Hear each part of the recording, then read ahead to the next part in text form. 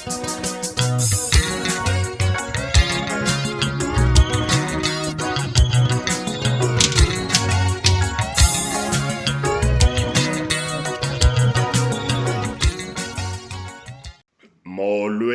Dumelang sanibonani Absheni yenda Khotsong bafowethu bafethu uG5 lona bafowethu kunento eyenzakalayo nento engiyibonayo ukuthi ayikho right le yanto lento lena yale game igame ka SK noKhuzana igame leyana igame akusiyimpi le yanto akunampi kulezi zinto leziyana impi ayikho okungangokuba khona abantu okubezwe sebekhuluma ngalendlela lenexa kusathana ubone ukuthi lo muntu lona hayi usengakhipha nanesidumbu ke manje ngiyibuze mina ukuthi okay ke usuyaskiphha ke isidumbu sikhipha kumuntu othi akamthanda uKhuzana yabo or usikhipha isidumbu kumuntu akathi akamthanda umthandeni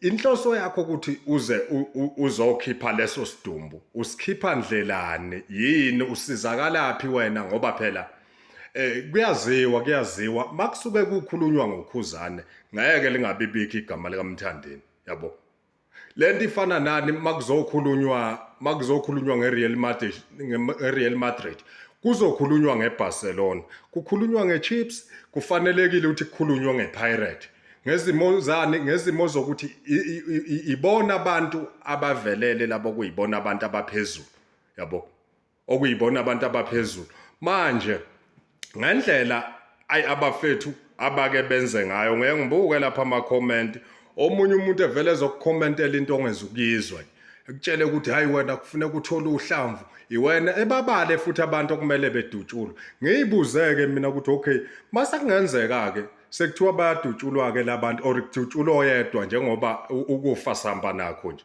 ithuna lendoda liseceleni kwendlela makungenzeka kudutshulwa oyedwa wena obubhala lapha ukuthi kufuneke kudutshulwe bani nobani ngeke nilokho kwakulethela amazinyo abushelelezi especially ngoba masuke njengoba masuke singama influencer kanjena singabantu abadumile abazwayo njengoba saziwa ngoba lokho ngeze sekufihle siyatrenda siyaziwa ngendlela esaziwa ngazo ezihlukahlukene yabo siyaziwa ngendlela ezihlukahlukene lezi saziwa ngazo kuyenzeka ke abanye baziwa ngenhlamba abanye baziwa ngokukhuluma amaqiniso abanye baziwa nje ngokuyemela kuningi ke sikwenzayo for i-content nanokuthi ke siba abantu abayilento abayiyona ngoba asivukanga nje saba uG5 sisebenze kanzima mina ngisuka kudeke nalento yokuba yimi yokuba uG5 angiqalanga nje ngoba abantu bengibona manje angiqalanga manje mina la ama-followers ngiwathole kudala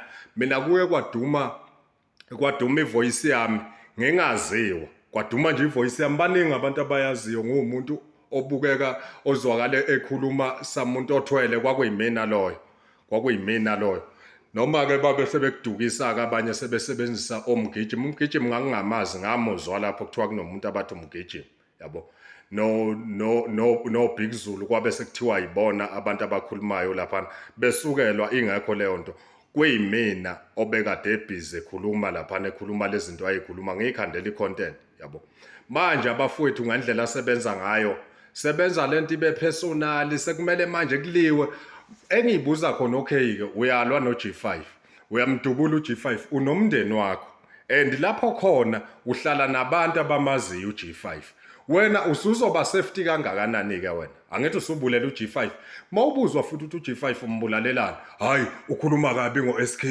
ukhuluma kabi ngomthandeni ubuzakale ukuthi ukhuluma nawe noma ukhuluma ngabo hayi ukuthi nje mina ngiyenyanya mina ngoba phela labantu ngiyabathanda bona noma ungenzakalelwa yini ngeke beze befike futhi ngeke beze bekwazi nanakwazi asiyekeni ukuzenza abantu abangenangqondo ake sicabangeni bafethu sicabangeleni imindeni yethu izingane zethu yabo bese kuba yilena ukuthi hayi wena ufuna udumo ngoSK ufuna udumo ngoKhuzana fethu ngeke ufune udumo ngomuntu ongadumanga yabo ngeke ufune udumo ngomuntu ongadumanga ngisho athiwa uyathanda uyafisa ngeke uzufune udumo ngomuntu ongadumanga yabo manje kahleni ukuba nomona, hlukanani ukuba nomona. Hlukanani nje ukuba nomona, nifuna ukulokhu nisilandela nithi asiphile kanjani. Impilo zethu siyiphilela ngendlela yethu. And engikwaziyo umthandeni kuyamjabulisa ukuthi njalo ehleze egxekwa lapha ngoba uyayibona impumelelo yakhe iyaqhamuka. Kodwa kunabantu abahlala lo TikTok behlala lo Facebook bemgxeka, yabo. Nokhuzane ngokunjalo kuyamthokozisa lokhu ukuzwa abantu behlezi bephansi phezulu ngegama lakhe, khona abamgxekayo, khona abamncomayo ngoba uyazi ukuthi ena yonke leyo nto yenza ukuthi igama lakhe lihleze liphezulu. Nina ngokuthi aniqondi ani-understand futhi igame. Nike nibona ungathi lapho umuntu uyamhlambalaza, awunakumhlambalaza umuntu. Umuntu akusikho ukumhlambalaza umuntu. Kusuke kukhuluma ngabantu labantu ithina esabathatha sababeka lapha. Ithina futhi esifuna senze ukuthi bengasuki lapha abakhona, yabo. Ithina futhi kumele senze ukuthi bengasuki lapha abakhona.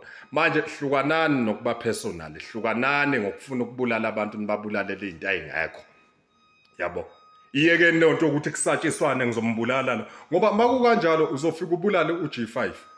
Okay, ubulala usiqiniseko, ubulala umhlaka 1, ubulala ubaba uNdlovu. Wena uyolokhu wabulala abantu nje abangakwenze lutho.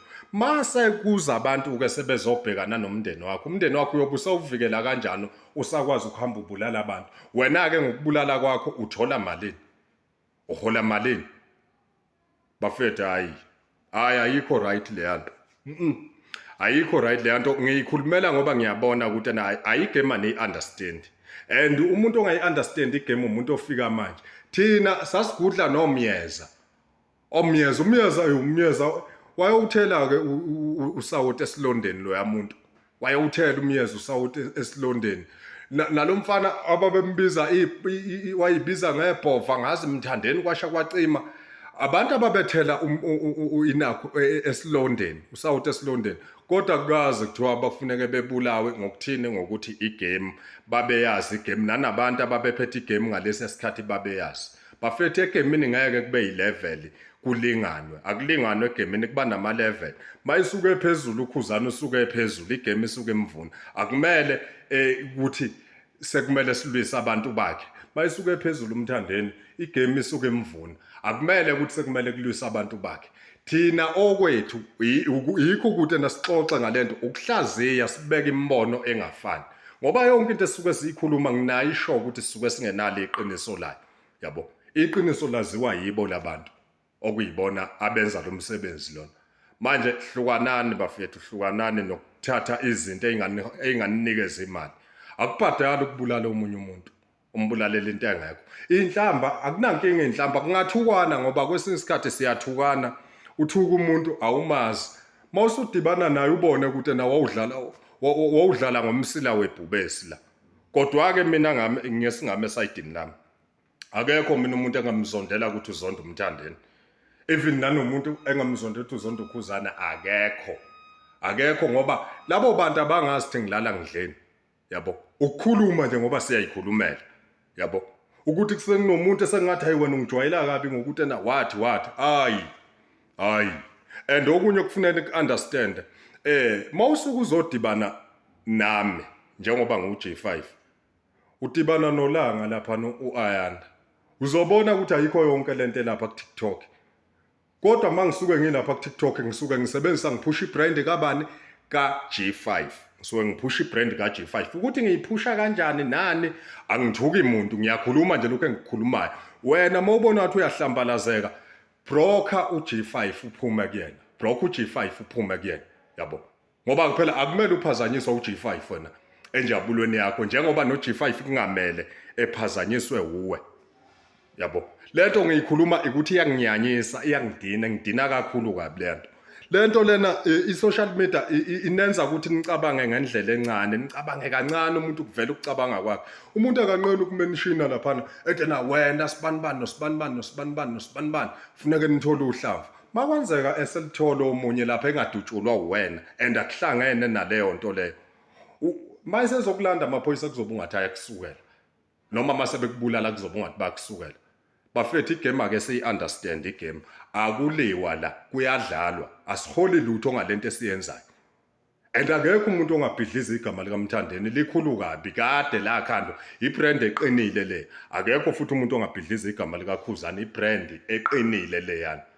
Anihlukaneni nokucabanga ngalendlela enicabanga ngayo madoda. Yekani ukucabanga kancane.